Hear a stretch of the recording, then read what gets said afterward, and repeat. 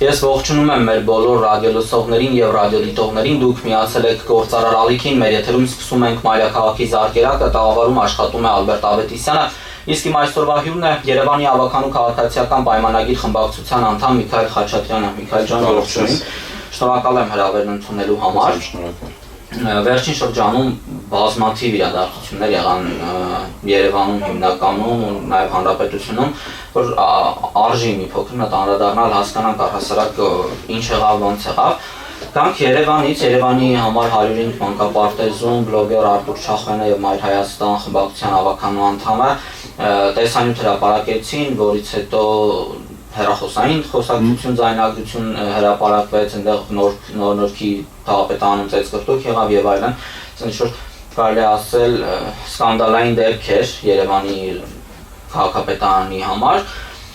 տարբեր կողմերից մեկնաբանություններ եղավ, ուզում եմ ձեր մեկնաբանությունը լսեմ, առհասարակ դա պետք է լինել, թե ոչ, ու այստեղ կոռուպցիան կար, չկար, ինչն է խնդիրը։ Տեսեք, նախ պետք է սկսենք սկզբից, թե ինչից է առաջացել այդ միջադեպը եւ որտեղից է ի հայտ եկել խնդիրը։ Մեր ընդդիմադիր ավականու անդամ Մեսրոպ Մանուկյանը եւ բլոգեր Արտուր Չախոյանը գնում են մի մանկապարտեզ նոր վարչական շրջանում, որը դեռ Երևանի քաղաքապետարանը չի ընդունել, ավարտական ակտը դեռ չի տրվել։ Տեսեք, ուրեմն մանկապարտեզի ընդհանուր վերանորոգման ծախսը եղել է մոտ 290 միլիոն դրամ։ Երևանի քաղաքապետարանը փոխանցել է 220 միլիոնը, իսկ դեռ 70 միլիոն դրամ Երևանի քաղաքապետարանը չի փոխանցել տվյալ շինարարին։ Հաշվի առնելով այն հանգամանքը, որ տվյալ մանկապարտեզում առկա են եղել խնդիրներ շինարարության որակի հետ կապված, Երևանի քաղաքապետարանը կապ է հաստատել շինարարի հետ եւ ասել է, որ տվյալ խնդիրները պետք է շտկվեն անհապաղ եւ այդ դեպքում արդեն համք փոխանցվի 70 միլիոն դրամը եւ նաեւ կստանա նաեւ մանկապարտեզի ավարտական ակտը։ Այդ ժամանակ մեր ընդդիմադիր քաղաքական գործիչները, այսպես ասած, գնում են տվյալ մանկապարտեզ եւ խնդիր են բարձրաձայնում, որ այդ տեսեք այս իշխանությունները Երևանի քաղաքապետարանը կոռուպցիայի մեջ է թաթախված եւ ընդունել է այսպիսի որակով մանկապարտեզ, որտեղ կան իրապես խնդիրներ։ Բայց ես ուզում եմ ասեմ, որ այդ մանկապարտեզը մենք ենք առաջինը խնդիրները հայտնաբերել, այլ ոչ թե ընդդիմությունը։ Սա շատ կարևոր հանգամանք է այս հարցում։ Այսինքն խնդիր ա եղել շինարարության ընթացքում, բացատրում եմ ռադիոլսողներն հասկանան, խնդիրը քաղաքապետարանի աշխատակիցների կողմից ֆիքսվել է, շինարարին ասվել է նորից արեք կամ չգիտեմ խնդիրները վերացրեք, նոր զրոյական ակտ տան։ Այո, ու բացի դա գումարը ամբողջապես չի փոխանցվել տվյալ շինարարին։ Դեռ 70 միլիոն դրամ Երևանի քաղաքապետարանը պետք է փոխանցի տվյալ շինարարին։ Խնդիրները շտկելուց հետո նոր այդ ըստ այդմ կստանա նա ավարտական ակտը։ Հետո ինչ է կատարվում։ Քաղաքական, այսինքն այս կտորը նաև պետք է անդրադառնալ այս հարցի, ընդդիմադիր ավականու անդամ Մեսրոպ Մանուկյանը եւ բլոգեր Արտուր Չախոյանը զանգում են նորնորքի թաղապետին կամ եթե չեմ սխալվում նորնորքի թաղապետն է զանգում իրենց եւ խնդրում է բարձրաբանում թե ինչ է կատարվել եւ այլն, որ թաղապետարանը անմիջական կապել չունի այդ աշխատանքների հետ, զբաղվում Երևանի քաղաքապետարանը, մի խոսքով լինում է զրույց նրանց միջև, հետո գալիս են թաղապետարան տվյալ ընդդիմադիրները եւ տենց շատ վատ կերպով թաղապետի նկարի վրա ինչ որ ակցիա են անում, մածուն են լցնում շատ տհաճ քաղաքական ակցիա է, բոլորս դա գիտենք թե ինչպես է դա արվում, բայց երբ որ արդեն սահմաններ կան, կարմիր գծեր կան, մենք անցնում ենք կամ ընդդիմադիրները անցնում են, դա ուղղակի անթույլատրելի է։ Հետո դրան արդեն հաջորդում է հայտնի միջադեպը, որ գալիս են նրանք թաղապետարան, կրկին թաղապետի ընդունարանում, միջադեպ է լինում, բռունցքներով իրար միջև տարբեր հարվածներ, որը իհարկե Երևանի քաղաքապետարանը եւ քաղաքացիական պայմանագիր խմբակցությունը հայտարարություն են տարածել, որ մենք դատապարտում ենք ցանկացած բռնություն, բայց եւ այնպես պետք է անդրադառնալ նաեւ ընդդիմադիրների կողմից իրենց պահվածքին, որ չի կարելի այդ կարմիր գծերը անցնել, այսինքն քաղաքական գործունեություն, ընդդիմադիր գործունեություն, բայց կան սահմաններ, որոնք ուղղակի անթույլատրելի է, այսինքն վիրավորանքների դաշտ մտնել, անձնական վիրավորանքներ, դա ուղղակի անթույլատրելի է եւ պետք է պատրաստ լինի նման վարքագծով մարդը, որ ետ պատասխան է ստանալու։ Այսինքն մենք բոլորս էլ մարդիկ ենք, նորից եմ կրկնում, ցանկացած բռնություն, դա ուղղակի անթույլատրելի է, բայց բոլորը մարդիկ են եւ ուղղակի կարող են տվյալ պահին նյարդերը տեղին տալ եւ ինչպես արդեն դուք տեղյակ եք, այսօր նոր վարչական շրջանի ղեկավարը Երևանի քաղաքապետարանի գործակարգավարական նիստում հայտնեց իր հրաժարականի մասին, որը շատ տրամաբանական էր, իհարկե, այս մասով այսքանը։ Ընկերությունը, որը մանկապարտեզը շահագործում է, ընդդիմադիրների ներկայացրած տվյալներով մի քանի այլ գործեր է արել Երևանի քաղաքապետարանի տենդերների մասով, Նանսենի այգին, Երևանյան լիճը եւ այլն, այս մասով էլ իրենք խնդիրներ տեսնում ու այս վերջում էլ, եթե չեմ սխալվում, ասում 2.5 միլիոն դրամ, թե միլիարդ դրամ, ինչ որ տենդերային շահում ա եղել, որտեղ էլի այդ նույն ընկերությունն ա շահել։ Այստեղ իրենք միշտ նշում են, որ կոռուպցիայի խնդիր կա, եթե մի ընկերությունը այսքան թերություններով անում իրենց նշածով, էլ ինչա քաղաքապետարանը տենդերներ է հայտարարում եւ էլի այդ ընկերությունը շահում, ուզում եմ մի հատ հասկանանք տենդեր ասված ինքը հայտարարվեց, ովքեր են մասնակցում ու ոնց է շահում այդ ընկերությունները, ոնց է որոշում։ Ու նոր հասկանանք այստեղ արդեն ինչա նոր նույն ընկերությունը մի քանի անգամ։ Տեսեք, սա շատ կարևոր հարց է, շնորհակալ եմ հարցի համար։ Ես ուզում եմ արձանագրեմ ու եւս մեկ անգամ նշեմ, որ մեր բերած փոփոխությունների արդյունքում ու մեր բերած քաղաքականության արդյունքում այսօր որ տենդերները լինում են թափանցիկ կերպով եւ Հայաստանի Հանրապետության այլ ոչ թե Երևանի մրցույթների ահռելի մեծ չափաբաժինը շահում են նախորդ իշխանությունների հետ կապված փոխկապակցված անձինք։ Դա բոլորիս հայտնի է։ Ու այստեղ հարց եմ ուզում տալ, բա ինչու մեր ընդդիմադիր ավականու անդամները կամ քաղաքական գործիչները չեն գնում խնդիրներ արձանագրելու հենց այդ մարդկանց շինարարություններում, որտեղ կատարվում են։ Սա շատ կարևոր հարց է, այսինքն այդ խնդիրը մենք ենք բարձրաձայնում որակի հետ կապված խնդիրները։ Մենք գիտենք նաև որ կան շատ տարբեր խնդիրներ, բայց չի կարելի, ինչ են իրենք ուզում, իրենք ուզում են մոնոպոլիա լինի Հայաստանում, չի լինելու մոնոպոլիա, բացարձակ մոնոպոլիա դա անթույլատրելի է ուղղակի։ Հայտարարվում է տենդեր, մի պետությունը, որտեղ 300 դպրոց է կառուցվում, 500 մանկապարտեզ, այդտեղ չեն կարող խնդիրներ չլինել, բայց մենք պետք է քայլ առ քայլ գնանք եւ խնդիրները վերհանենք եւ գնանք լուծումների։ Եվ որտեղ որ կլինի մանկապարտեզ կամ դպրոց կամ ցանկացած շինարարական աշխատանք, որ Երևանի քաղաքապետարանը կընդունի խնդիրներով, մենք ունենք դες դեպքեր, նաև ես դա եմ ուզում արձանագրել, որ Երևանի 137 եւ 147 մանկապարտեզները, որոնք գտնվում են Շենգավիթ վարչական շրջանում, այս պահին հակակոռուպցիոն կոմիտեում կա քննվող վարույթ։ Եվ կքննվի արդեն համապատասխան մարմինները հանդես գան հայտարարությամբ կհասկանան, թե որտեղ ինչ խնդիր է առաջացել, ինչ կոռուպցիոն նաև թե ռիսկ տեսնեի տվյալ կառույցը արդեն բացահայտի այդ ամեն ինչը։ Այսինքն ես ցանկանում եմ ասել, որ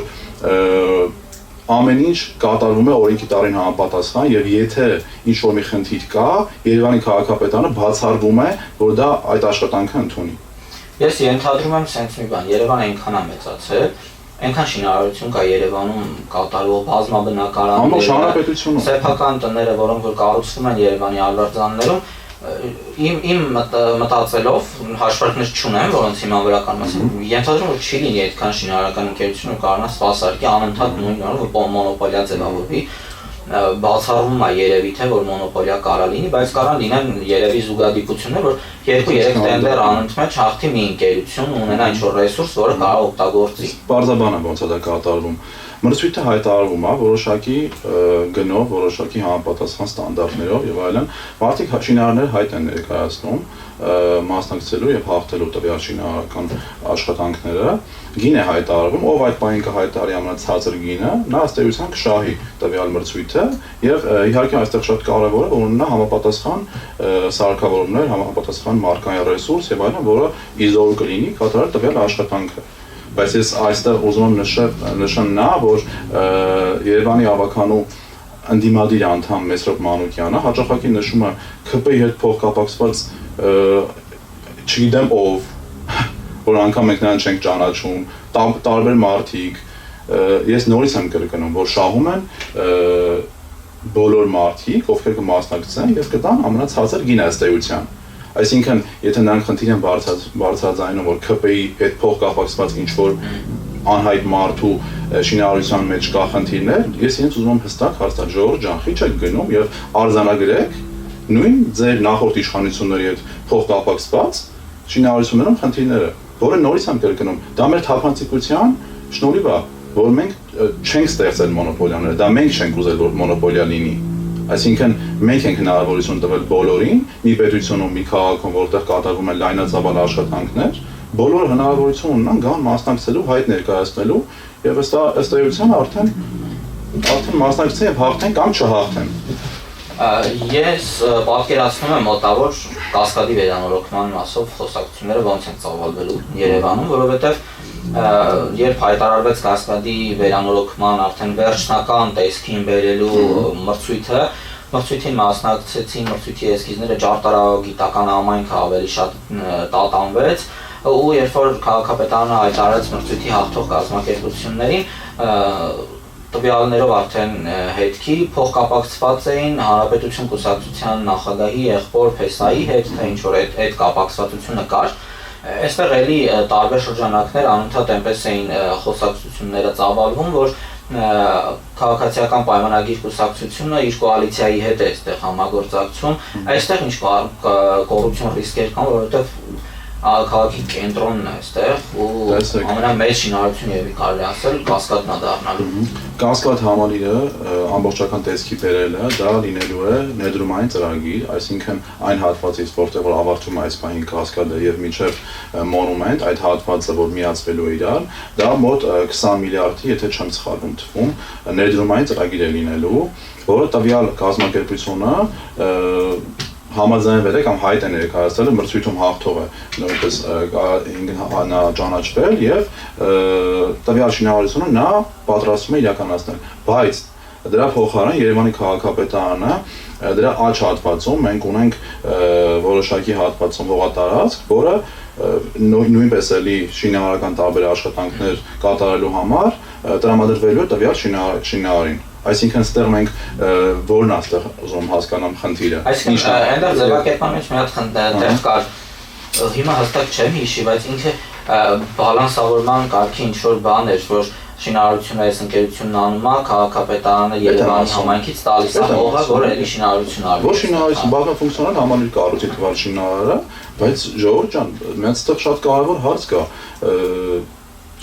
Շատ արդեն տասնամյակներ տարբեր իշխանություններ Երևանի քաղաքապետարանի, քաղաքային իշխանության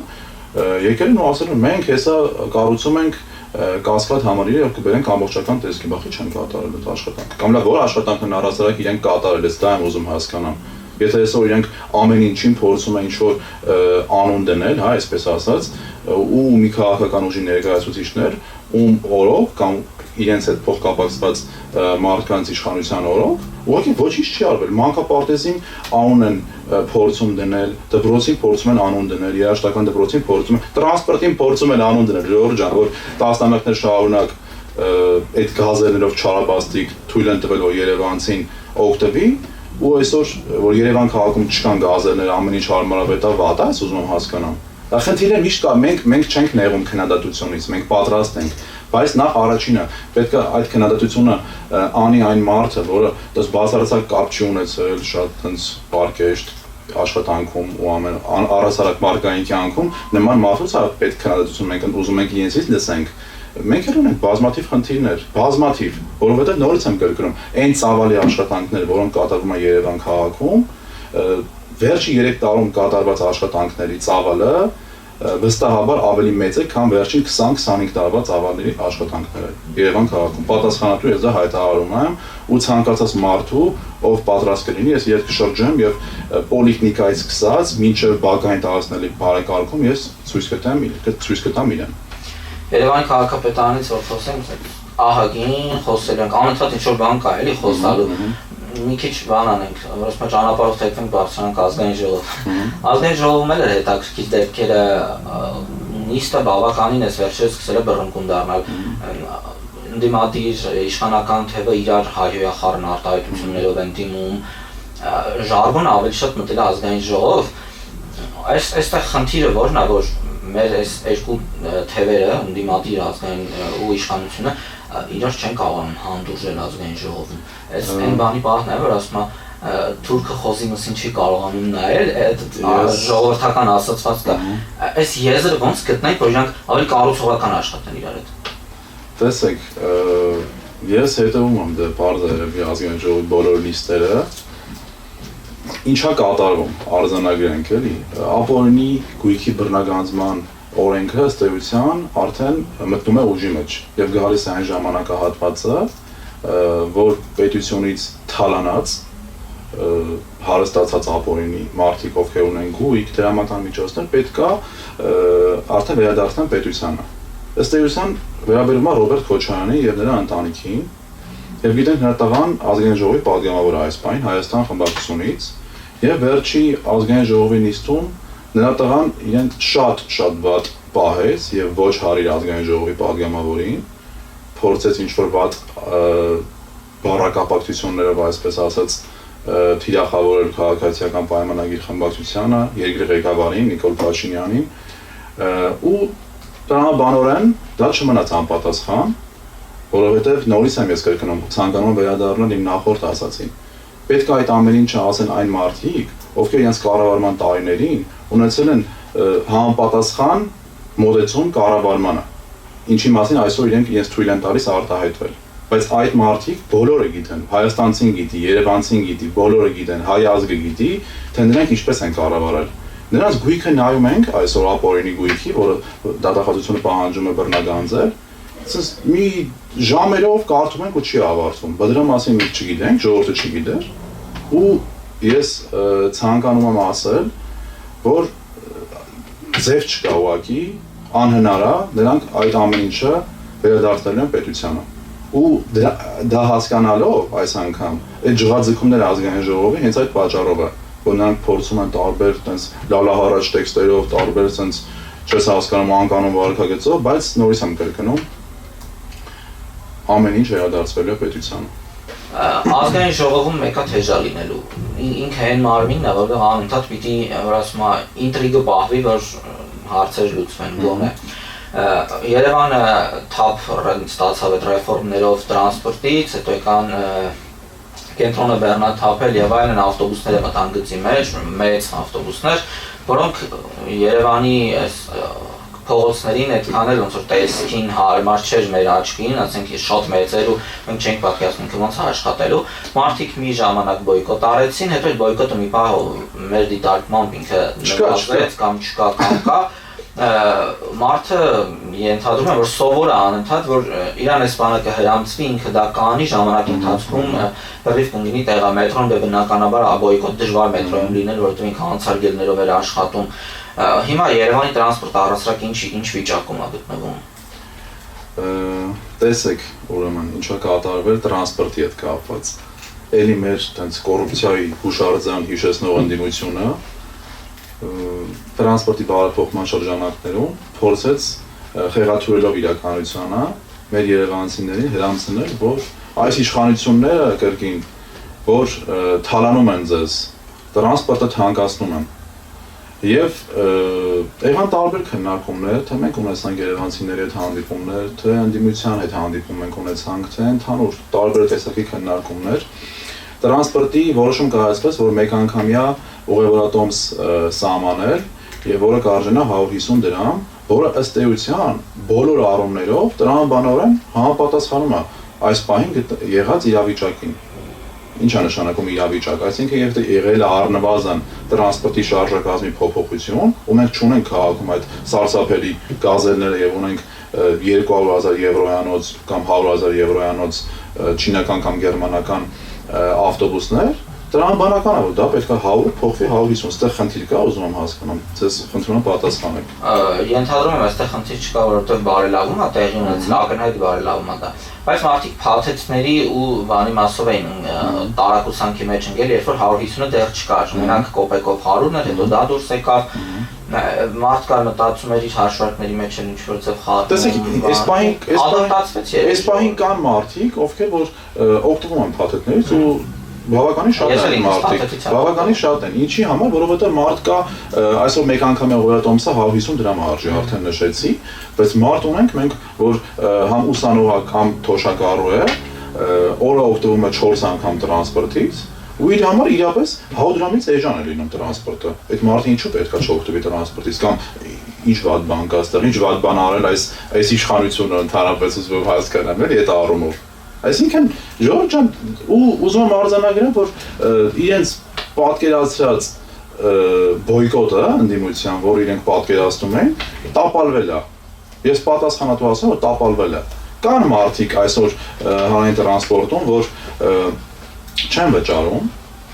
ուղղակի բոյկոտի տրամաբանության մեջ, բայց իրենք կազմում են մոտ երևի 5-ից 7% ընդհանուր ուղևորների տեսանկյունից, բայց կան մարդիկ նաև, որ իրենք չեն բոյկոտում, ուղղակի առիթից օգտվում են, որ չկա վերահսկողություն այս պահին, եւ ուղղակի անցնում են։ Դա գիտենք բոլոր երկրներում եվրոպական համանման այդ մշակույթը եթե կարելի է ասել, դեռ է արկա էլի, որ կան մարդիկ ուղղակի, որ իջնում են ավտոբուսից առանց վճարելու, բայց ուրախությամբ ուզում տեղեկացնել հատուկ այն քաղաքացիների համար, ովքեր բարեխիղճ իրենց վճարումները կատարում են եւ օգտվում են հանրային տրանսպորտից, օրենք այս պահին գտնվում է ազգային ժողովում, տուգանման, երբ քաղաքացին չվճարելու դեպքում կտուգամի 10,000 դրամով, իսկ այն քաղաքացին, ով օգտվել է մեկ այլ քաղաքացու արտոնյալ փաթեթից, այդ քաղաքացին կտուգամի 15,000 դրամով։ Մենք քննարկումներ ենք այս պահին իրականացնում եւ հուսով եմ առաջիկա շաբաթների ընթացքում ազգային ժողովը արդեն կընդունի տվյալ օրենքը։